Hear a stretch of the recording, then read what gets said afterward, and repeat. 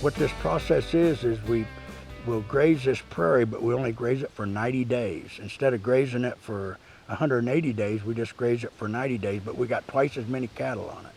So it's intense, it's early, and the grass has to be burnt for the economic side of it. And K-State has done the research, Oklahoma State has done the research, and probably 2 other universities have done the research, and it all has come out the same, that on burnt grass and double stock yearlings weighing 600 pounds, you get 0.25, you get a quarter of a pound of extra gain per day for being on burnt grass versus unburnt grass. So take 90 days at a quarter of a pound, it's 22 pounds of gain. 800-pound yearling at $1.50, $22 times $1.50 is $35.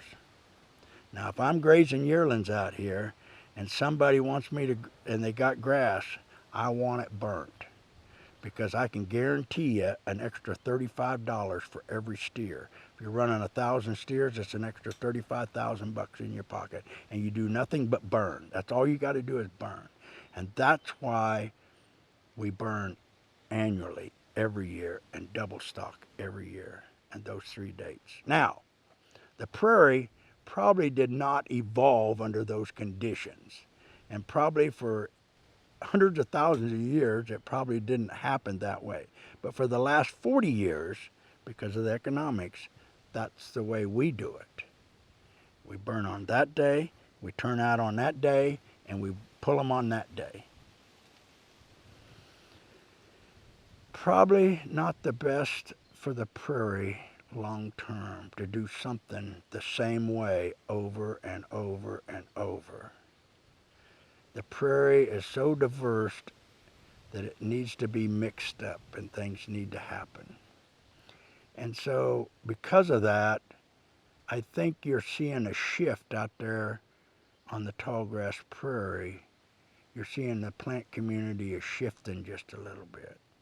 And we have this super invader called Sericea lespedeza that has really come on hard into the tallgrass prairie and has really excelled where the annual burning is. And I fully understand, I'm a double stocker and I annual burn, and I fully understand the economics behind why we burn every year on that date and we turn out on that date. And you cannot dispute it. It's there and the money's there and it's all there. But it has excelled this Sericea plant to where it is smoking the prairie now. It's moving north into the central part of the Flint Hills, up in the Hart and Chase County.